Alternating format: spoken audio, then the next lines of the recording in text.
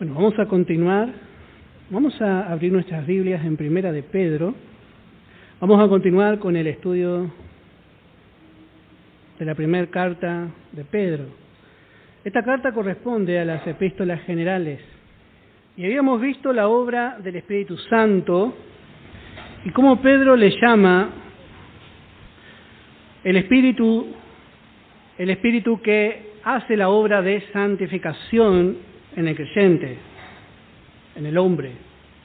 Verso 2 dice: elegido según la presciencia de Dios Padre en santificación del Espíritu, para obedecer y ser rociados con la sangre de Jesucristo, gracia y paz os sean multiplicadas.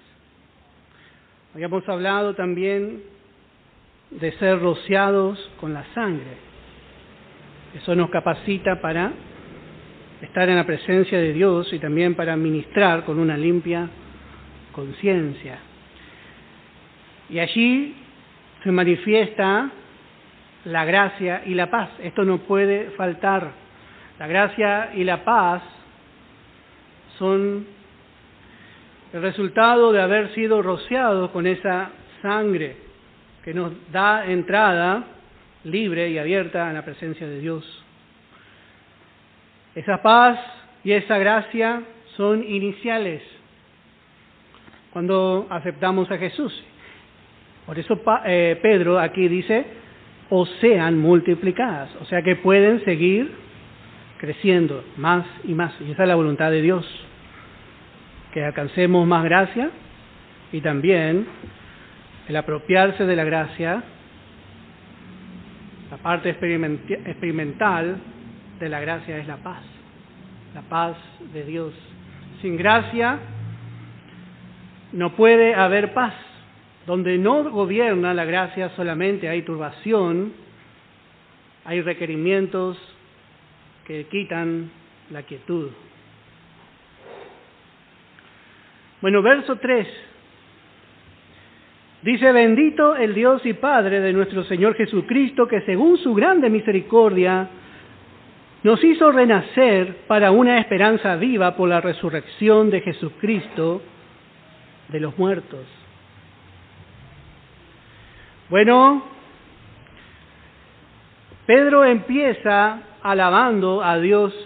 Dice: bendito sea el Dios y Padre de nuestro Señor Jesucristo.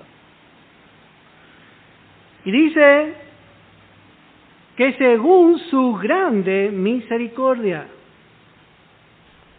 Acá encontramos la misericordia de Dios. Y como el apóstol Pedro, como hemos dicho, este Pedro no es un Pedro que recién empieza, no es el mismo Pedro que habíamos visto en el pasado, sino que es un Pedro que experimentó la gran misericordia de Dios.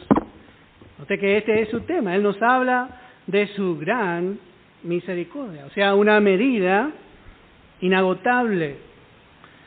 La misericordia es la capacidad que tiene Dios de ponerse en lugar del hombre.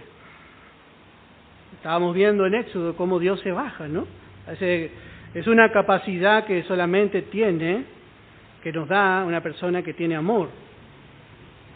El amor divino manifiesta la misericordia.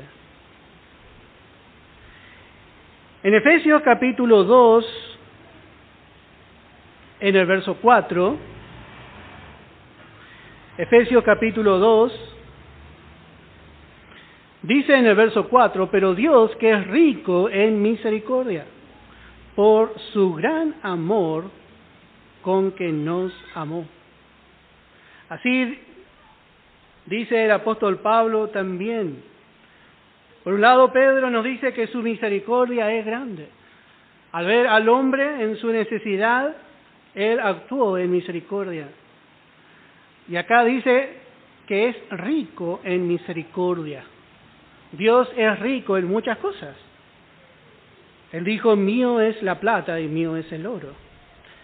Pero el hombre lo que necesitaba, el hombre caído, el hombre en el pecado, muerto, necesitaba misericordia. Y damos gracias a Dios porque Él es rico en misericordia. Él es rico en misericordia. Dice en el capítulo 1 de Efesios, en el verso 8 y verso 9, dice, que hizo sobreabundar para con nosotros en toda sabiduría e inteligencia, dándonos a conocer el misterio de su voluntad, según su beneplácito, el cual se había propuesto en sí mismo. Dios no vio al hombre como un enemigo, Dios vio al hombre como un necesitado. Por eso mostró una buena voluntad. Realmente, ¿cómo no alabar a nuestro Dios, que no nos trató conforme a lo que hicimos, y conforme a nuestro estado caído, sino que nos trató con misericordia? Dice que según su grande misericordia, conforme a su misericordia. Lo primero que hace, dice, nos hizo renacer. Nos hizo renacer. Y esta palabra renacer significa hacer nuevo. Y esto tiene un contacto directo con nuestra calidad de hijos. Dios podría haber mostrado misericordia al hombre sin la necesidad de darle la calidad de hijo. Sin embargo, Él, en su grande misericordia, su misericordia tuvo un alcance mucho más grande porque Él nos hizo renacer.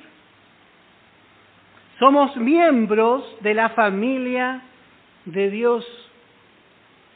En lo natural, una persona puede querer mucho a una criatura.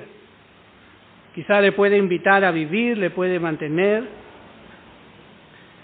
pero no todos dan su apellido. Una persona tiene que amar mucho para darle su apellido. ¿Por qué?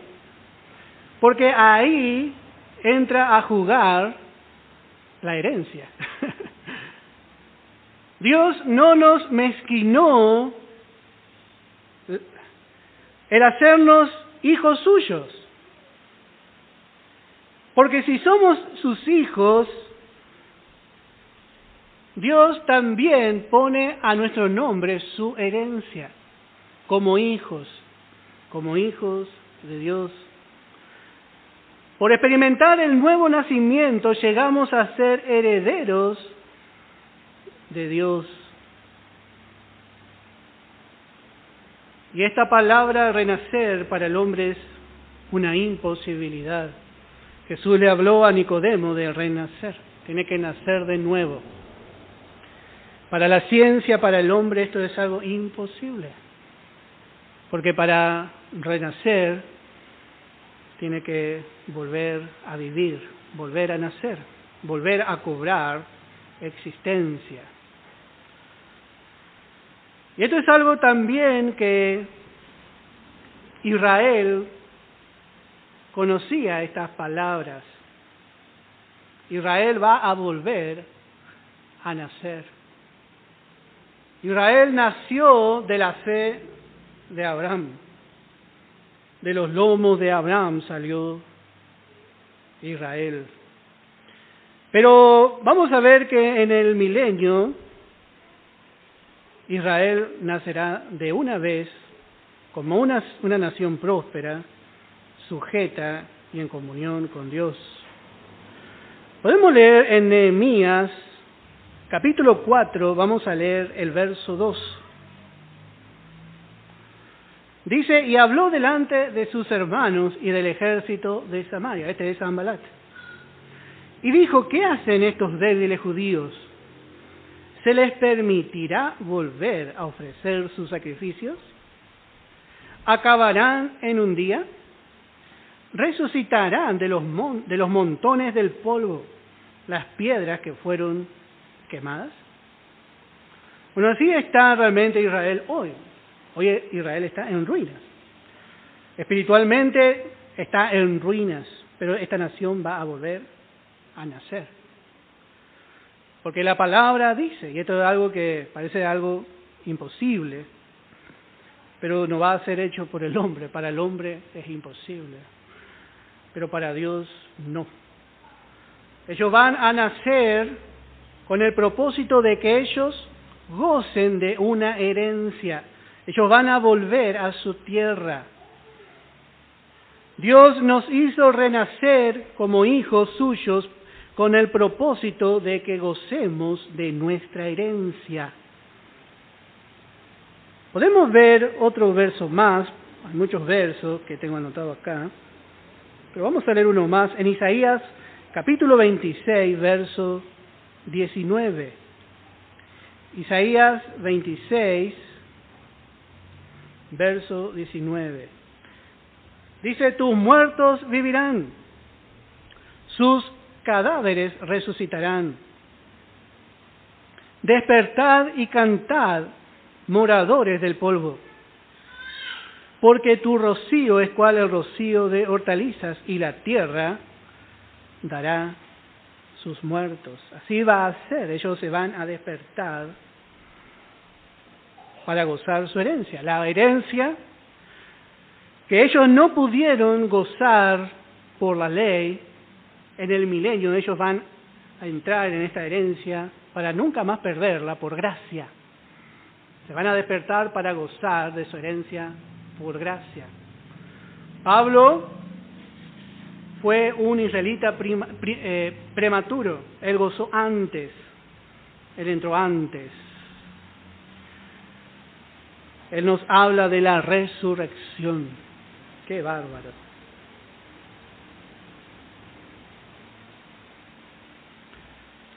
Que según su grande misericordia nos hizo renacer. Dice, para una esperanza viva. Cuando nacemos de Dios, bueno, de ahí en adelante nosotros contamos que tenemos esperanza. Empezamos a tener una esperanza viva. Toda esperanza del hombre natural va a desembocar en la muerte. Y cuando el hombre muere, termina su esperanza. Pero toda esperanza que tiene el Hijo de Dios, toda nuestra esperanza va a terminar en resurrección. Es tan diferente. Por eso Pedro le llama una esperanza viva. El creyente jamás va a morir, por lo tanto, tampoco su esperanza. Cuando el hombre muere, allí termina toda esperanza. Pero el creyente tiene vida eterna. Por lo tanto, su esperanza también es viva. Es diferencia. O sea, la esperanza del Hijo de Dios. Esta es nuestra esperanza.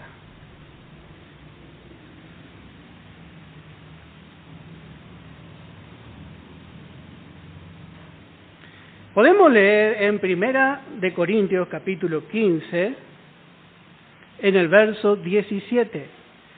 Primera de Corintios capítulo 15, en el verso 17.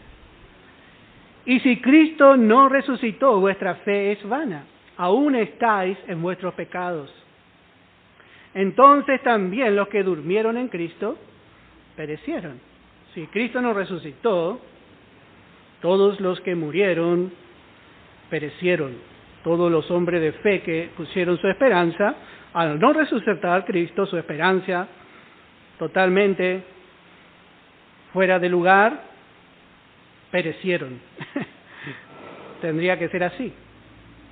Si en esta vida solamente esperamos en Cristo, somos los más dignos de conmiseración, de lástima de todos los hombres. Y eso es lo que decimos. Toda esperanza humana se deshace con la muerte. Mientras vive hay esperanza, dice. Pero con el creyente no es así. Dice la palabra que si en esta vida solamente esperamos en Cristo, somos los más dignos de lástima, de conmiseración de todos los hombres. Mas ahora Cristo ha resucitado de los muertos, primicia de los que durmieron es hecho. Y acá vemos en lo que se basa la esperanza del creyente. La esperanza del creyente, toda esperanza, se basa solamente en la resurrección del Señor Jesucristo. Siempre recuerde, en el momento de más lucha, y usted va a decir, ¿pero qué tiene que ver? Siempre recuerde que Cristo resucitó. Allí, hermano, nace toda nuestra esperanza. Porque Dios no trata con nuestro hombre natural. Dios no trata con experiencias que van a ser naturales o eternas, terrenales. Dios trata con la vida de Cristo y su final será en una esfera celestial. Su vida resucitada en nosotros es la base de toda esperanza.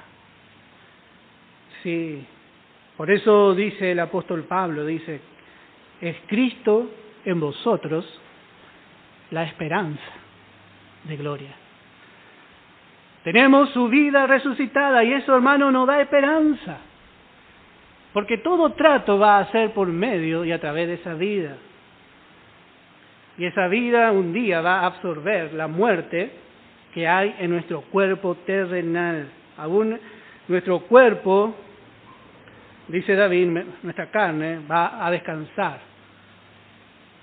Porque dice, no dejarás que quede en corrupción. Nuestra carne no va a quedar así. Note hasta dónde llega la esperanza del creyente. El creyente tiene una vida de esperanza. Y la última parte de esta esperanza va a abarcar la transformación de este cuerpo en un cuerpo de resurrección semejante al del Señor, conforme a la gloria que hayamos alcanzado.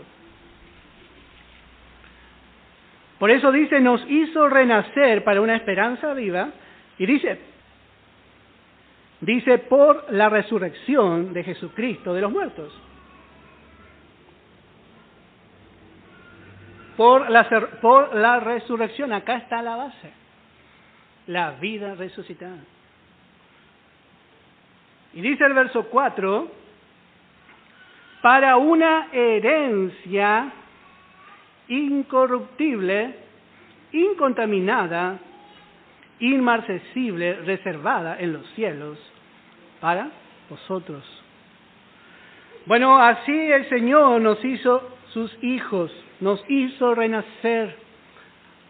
Somos sus hijos amados. Y como hijos de Dios, desde el menor hasta el mayor de sus hijos, tiene una herencia que nadie le va a poder quitar. Nuestro Padre, que es rico en muchas cosas y también en misericordia, ha puesto todo a nombre de nosotros. Somos herederos de Dios. Somos partícipes de la vida de su Hijo amado. Nosotros no participamos de una vida parecida a la de Cristo o de una vida semejante, sino de la misma vida de Cristo. Y por lo tanto, bueno, somos también herederos de Dios. Para una herencia incorruptible. Vamos a ver en Colosenses capítulo 1, en el verso 12. Colosenses capítulo 1, en el verso 12. Y con gozo, dando gracias al Padre que nos hizo aptos para participar de la herencia de los santos en luz. Hay una herencia. Si hoy nosotros quisiésemos entrar a la presencia de Dios, así en este estado, en este cuerpo corrupto, no podríamos entrar. Por eso dice la palabra que Él nos hizo aptos. Él nos dio la aptitud necesaria para participar. Esta palabra participar es lo que nos interesa. Cuando entremos a los cielos, ninguno de nosotros va a entrar así, sino que va a entrar, como hemos dicho, en un cuerpo de gloria, para poder participar. Nos hizo aptos. La palabra apto significa con el nivel requerido, suficiente, idóneo, capaz, preparado, aprobado. Dios hizo todo para que nosotros gocemos la herencia en su totalidad. Un día vamos a entrar en los mismos cielos con un nuevo cuerpo, con un cuerpo preparado para gozar de nuestra herencia. Sí. Y una de las cosas que es parte de nuestra herencia encontramos en Efesios capítulo 1, en el verso 13. Efesios capítulo 1, en el verso 13. En Él también vosotros, habiendo oído la palabra de verdad, el evangelio de vuestra salvación, y habiendo creído en Él, fuisteis sellados con el Espíritu Santo de la promesa. Y note cómo le llama a este sello. Dice que es las arras de nuestra herencia, hasta la redención de la posesión adquirida para alabanza de su gloria. Nosotros, y esto tenemos que entender bien, cada uno de nosotros hemos sido sellados con el Espíritu Santo. Cada uno de nosotros hemos recibido, al aceptar a Jesús, el sello y la arra de nuestra herencia, el sello. Ahora falta la llenura. Ese sello, esas arras, es un adelanto. Mi papá tiene alquileres. Por ahí viene la gente y le dice, bueno, le voy a señar la casa. Y note, cuando se seña, ¿se puede tomar posesión del departamento? No. No se puede tomar posesión. Pero ya está reservado ese lugar. Así también Dios ha puesto en nosotros, y esto en vez de poner nosotros, Él ha pagado el adelanto y ha sellado en nosotros, con el Espíritu Santo, nuestra vida, reservando para nosotros un cuerpo glorificado. Todavía no estamos poseyendo este cuerpo, pero la garantía es el sello que Dios ve en nosotros. Esta herencia es porque somos hijos de Dios. Dentro de la herencia está la llenura, dentro de la herencia está la sanidad, dentro de la herencia está el gozo, la paz.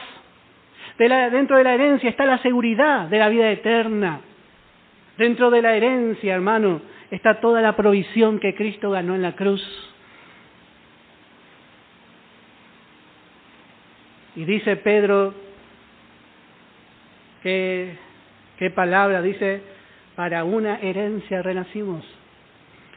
El hombre natural, el hombre de la tierra, tiene una herencia. Muchas veces esa herencia, por una mala práctica, pierde. Quizás el padre o la madre le deja una casa y pierde todo.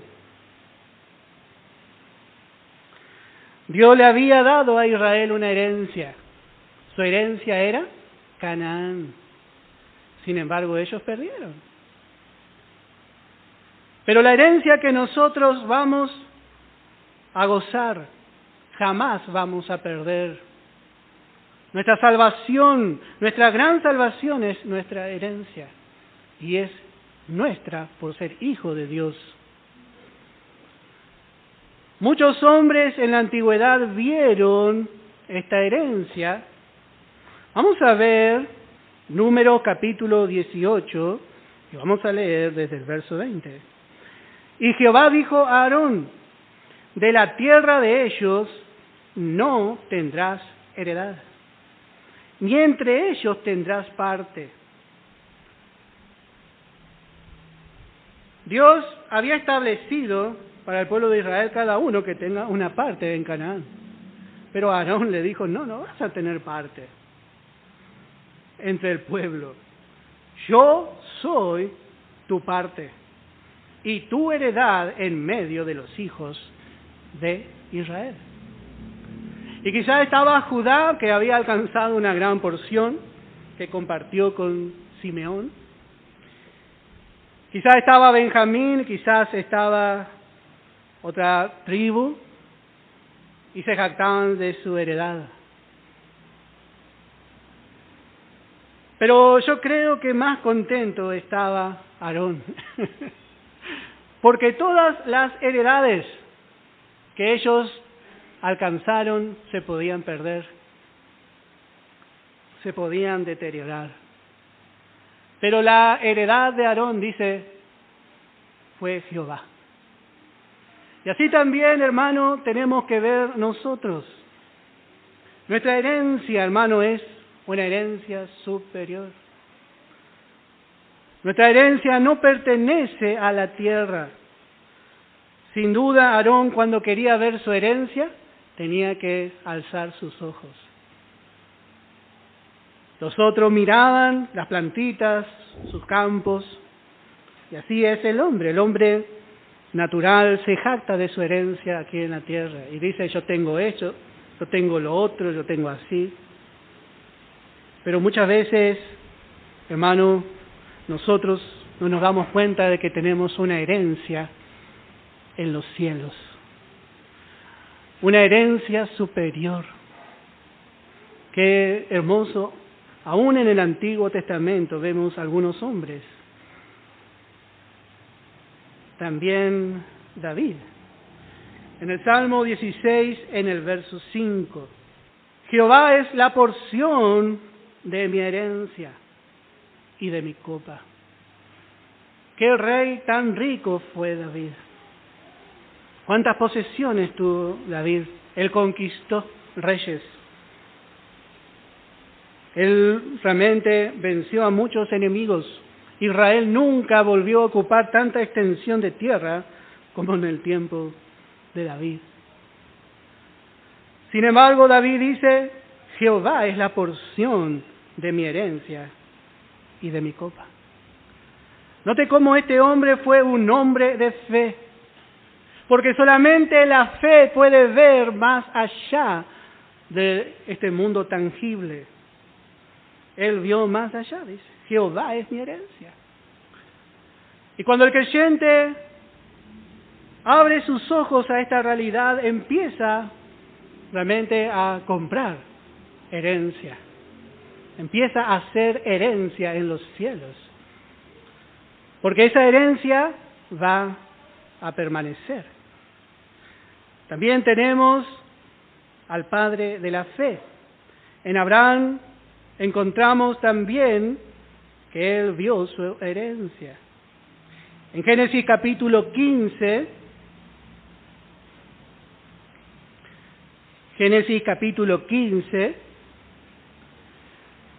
la versión antigua dice mejor. Dice, después de estas cosas, vino palabra de Jehová a Abraham en visión, diciendo, no temas, Abraham, yo soy tu escudo y tu galardón. Ese será, no está. Quite ese será de su Biblia y va a ver el significado de este verso. Yo soy tu escudo y tu galardón, sobremanera grande.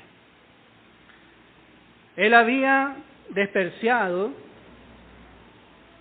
realmente lo que Lot había elegido. Abraham le había dicho, si tú eliges ahí, yo voy a elegir para el otro lado. Y había sido que allí estaba su herencia. Jehová fue su herencia. No debemos, hermano, perder nuestro tiempo en tratar de heredar cosas terrenales. Estamos adquiriendo una herencia. Todas las herencias de los hombres no pueden permanecer mucho tiempo. Vimos que el hombre muere y su esperanza muere. Su esperanza de gozar aún la herencia. Y Pedro aquí nos hace una descripción de esta herencia. Dice, es primeramente incorruptible, incontaminada, inmarcesible. Nos da 3 características de esta herencia.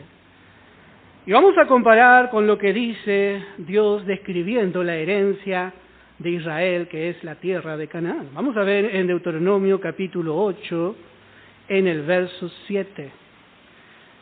Deuteronomio capítulo 8, en el verso 7.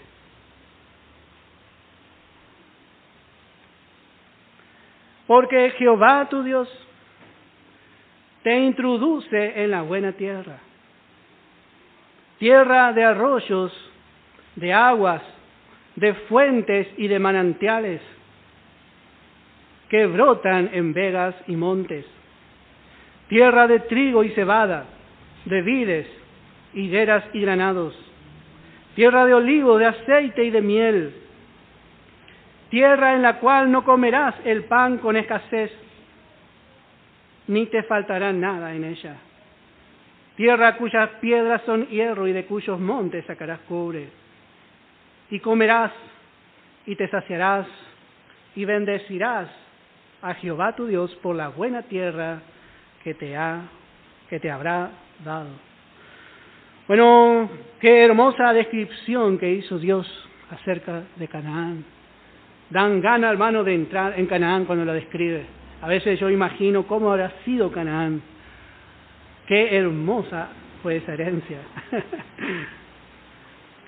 Pero esa herencia, como sabemos, se corrompió. Israel la corrompió con idolatría y con el pecado. Pero note que Pedro, en el poder del Espíritu Santo, describe ahora esta herencia. Y note, primeramente, dice, es incorruptible. Incorruptible. Nada de la tierra es incorruptible. Nada. Todo lo que encontramos acá está sujeto a la corrupción. Y nada de la tierra, hermano, vamos a encontrar en los cielos. La palabra incorruptible también quiere decir indestructible por guerra o calamidad. Indestructible por guerra o por calamidad. También significa que no puede ser dañada de ninguna manera, de ninguna forma. Que no puede ser dañada de ninguna manera, de ninguna forma. Ningún factor terrenal o humano, como el óxido, la polilla o el fuego, puede afectarla. Todo esto encierra esta palabra incorruptible. Y como sabemos, todo lo que hay en la tierra es afectado. Por eso puede cambiar, se puede destruir. Aún los tesoros más preciados del hombre pueden llegar a destruirse. Y ahí también termina y destruyen su esperanza. Pero con nuestra herencia, no. Esta herencia, hermano, bueno, van a pasar los siglos y los siglos y usted la va a seguir viendo. Nada le va a poder poner fin. También dice incontaminada. Esta palabra incontaminada también significa inmaculada. ¿Qué quiere decir esto? Que no puede ser siquiera manchada por nada. No puede ser contaminada, manchada. Otra vez, Israel recibió una herencia que fue manchada por el pecado, por su idolatría, como hemos dicho. No hay injusticia en esta herencia. Y tercero, usa la palabra inmarcesible. Inmarcesible, que significa inmarchitable. O sea, no se marchita, no se seca como una flor, no se gasta, no le afecta el paso del tiempo, no está sujeta al tiempo. Sí.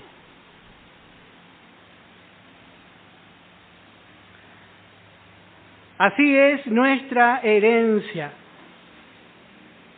No se va a envejecer. No tiene caducidad, vencimiento. Y dice más, reservada, reservada. La palabra reservar significa guardar, guardar bajo llave, guardar bajo llave. Y dice la palabra reservada en los cielos para vosotros. Esto nos debe alentar, hermano, en una gran medida. A veces trabajamos, pero no vemos el fruto de nuestro trabajo. Quizás compramos algo y cuando lo vamos a usar ya no está en las mismas condiciones. Quizás ya no se puede utilizar. Compramos un yogur y si no lo tomamos rápidamente, ya no lo vamos a poder tomar más. Pero todo lo que nosotros alcancemos de Dios, dice la palabra que no va a perder su estado. Y dice la palabra que está reservado, está bajo llave. El enemigo puede tocarle a usted, puede tocar su salud, puede tocar todo lo que le rodea, su contexto, su familia.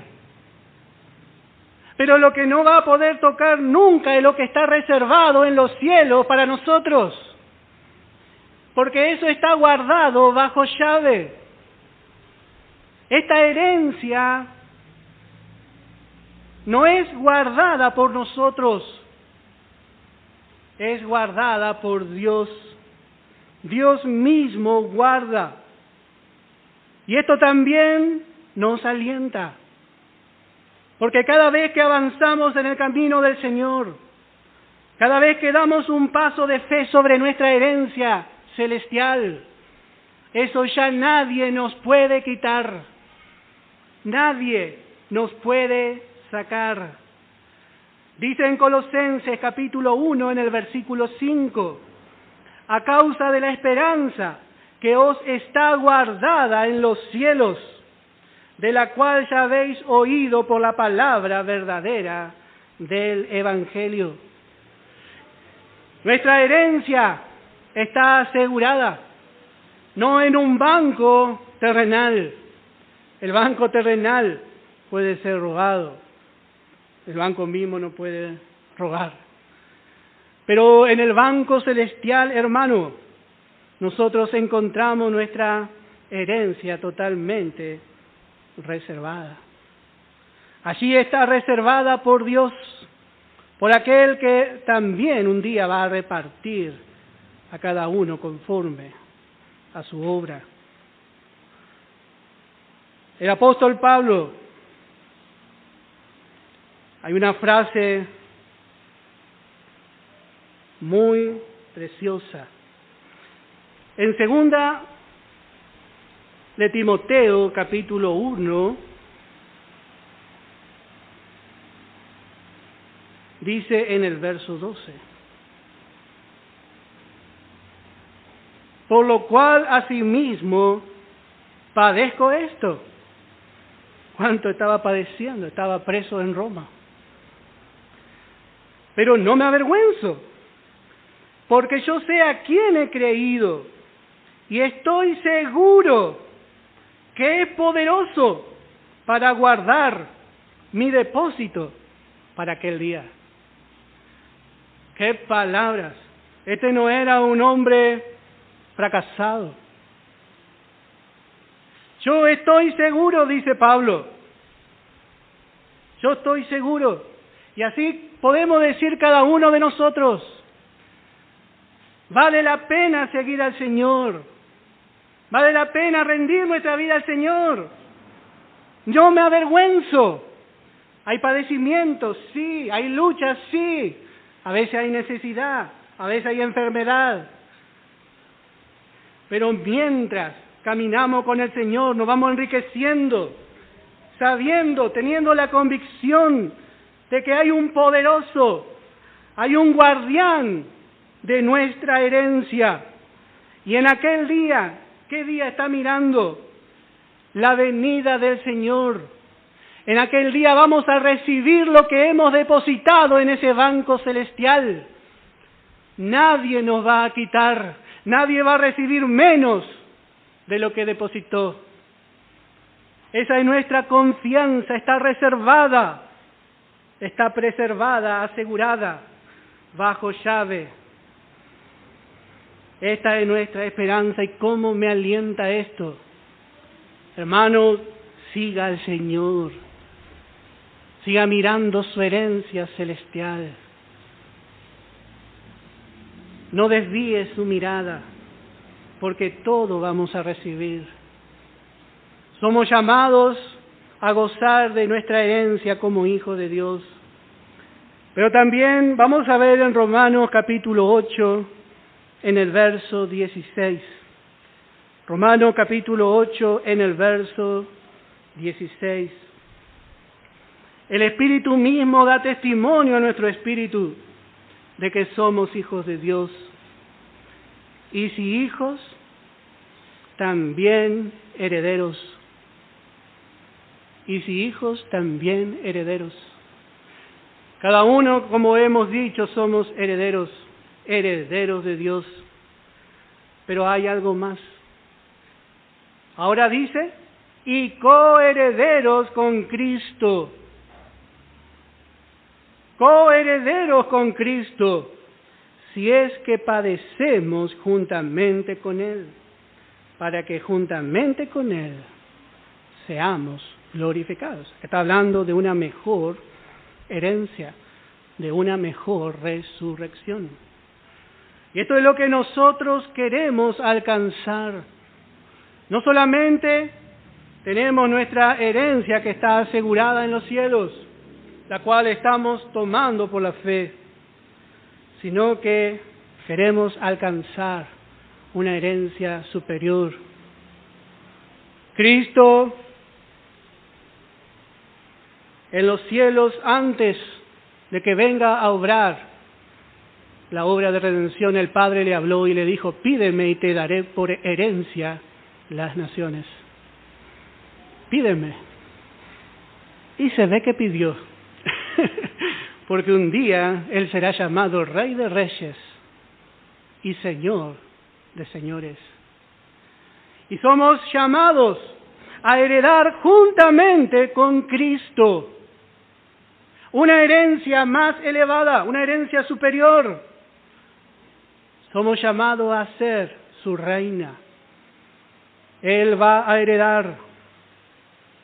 Hermano, nada de lo que alcancemos en esta tierra va a durar. Podemos gozar un tiempo, pero todo lo que estamos alcanzando por la fe, en este momento, si usted cree, se está apropiando de esta verdad.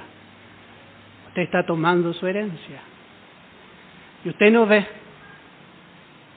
porque está escrito, cosa que ojo no vio, ni oído oyó. Esta herencia es invisible, pero es real. Por la fe, hermano, nos estamos enriqueciendo. Y queremos que más y más se enriquezcan de esto. Damos gracias a Dios porque muchos hermanos están escuchando la palabra. Hermano, adelante. El lugar de nuestra herencia es los cielos. El lugar de nuestra herencia es los cielos. Así dice el apóstol Pedro. Dice, reservada en los cielos. Hay un evangelio muy popular que dice que el lugar de nuestra herencia es en la tierra. Y dice, si usted sigue a un Dios grande, ¿cómo no va a tener un auto grande? ¿Cómo no va a tener una casa grande? ¿Cómo no va a tener una cuenta bancaria grande? Dele 100 y el Señor le va a dar 1000. Bueno, hermano, ese no es el evangelio que nosotros predicamos. Porque nuestra herencia está en los cielos. Y mientras estamos aquí en la tierra, la palabra dice, amado, yo deseo que tú seas prosperado en todas las cosas, así como prospera tu alma. Dios es poderoso para sostenernos, para suplirnos, hasta que lleguemos al lugar de nuestra verdadera herencia. Siempre decimos, nosotros no queremos el dinero para gozar acá, hermano. Si queremos, necesitamos dinero, pero para que el evangelio se propague. Ese es el único propósito. Y si hay otro propósito, bueno, ya no es conforme a la manera de Dios. Y Dios es suficiente para proveernos todas las cosas. Dios, Él es la fuente. Pero muchos quitan la mirada de esa verdadera herencia y empiezan a hablar de una herencia terrenal. Sí. ¿Qué dice? Vamos a ver qué dice Jesús acerca de esto. Vamos a ver primeramente en Mateo capítulo 5. Evangelio de Mateo capítulo 5, en el versículo 12.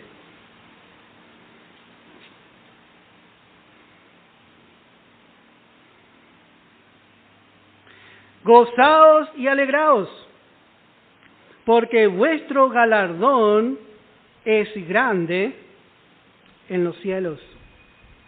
Porque así persiguieron a los profetas que fueron antes de vosotros. Dios no nos promete una herencia terrenal. Nuestra herencia es en los cielos, es celestial. Una herencia superior, no una herencia inferior. Dice Evangelio de Mateo capítulo 6, en el verso 19.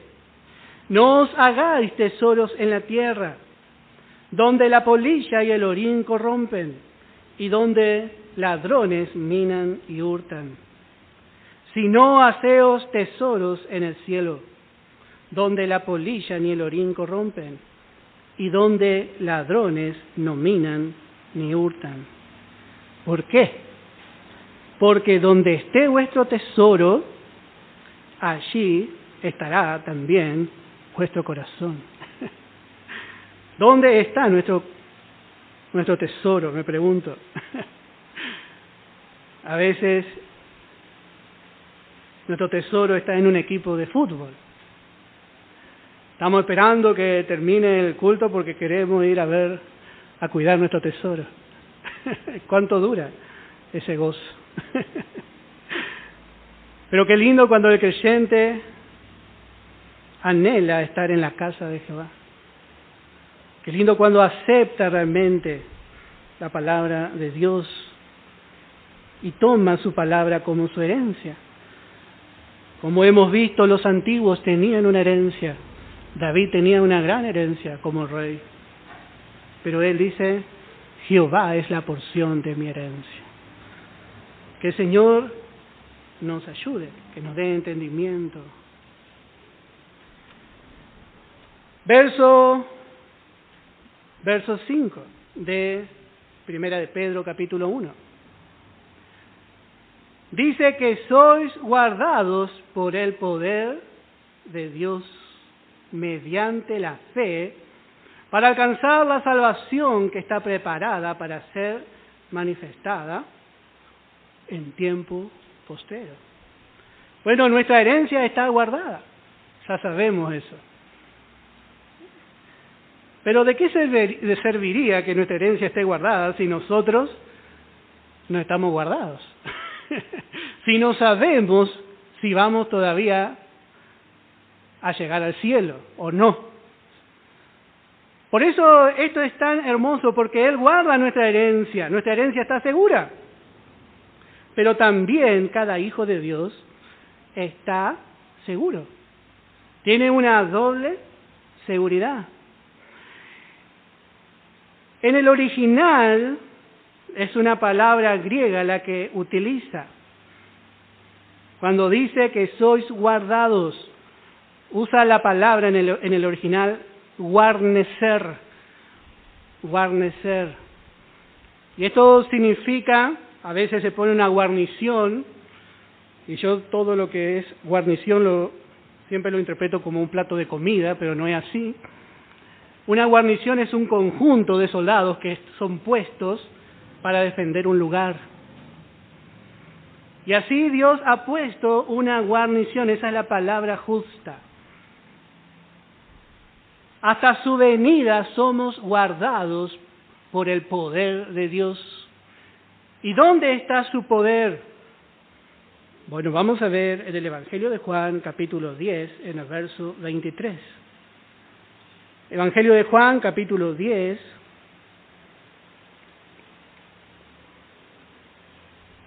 en el verso 23. Dice: y Jesús andaba en el templo por el pórtico de Salomón, y le rodearon los judíos y le dijeron: ¿hasta cuándo nos turbarás el alma? Si tú eres el Cristo, dínoslo abiertamente. Y Jesús le respondió: os lo he dicho, y no creéis. Las obras que yo hago en nombre de mi Padre, ellas dan testimonio de mí. Pero vosotros no creéis, porque no sois de mis ovejas, como os he dicho. Mis ovejas oyen mi voz, y yo las conozco, y me siguen. Y yo les doy vida eterna, y no perecerán jamás, ni nadie las arrebatará de mi mano. Mi Padre que me las dio es mayor que todos, y nadie las puede arrebatar de la mano de mi Padre. El poder de Dios es el que guarda al creyente. Somos guardados por sus brazos poderosos. Sus brazos eternos son los que nos sostienen. De tal forma que, al igual que nuestra herencia, dice la palabra, no perecerán jamás. Dios tiene su poder guardándonos, así como habíamos visto en Isaías.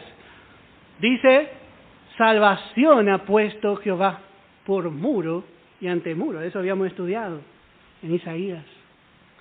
Él ha puesto un lugar bien guarnecido, bien protegido, y allí están sosteniendo nuestra vida las manos de Dios y las manos de nuestro Señor Jesucristo. Nuestra herencia es incontaminada, inmarcesible, incorruptible. Y como es nuestra herencia, tal también es nuestra vida. Ambas son guardadas por Dios mediante la fe. Ese es el único medio en que el hombre alcanza esta seguridad. No hay obra, no hay trabajo, no hay buena conducta, no hay caridad. Y ahora de las casas de caridad. Y van y le llevan cosas a los enfermos, a los necesitados. Pero dice mediante la fe. Dios solamente pide fe.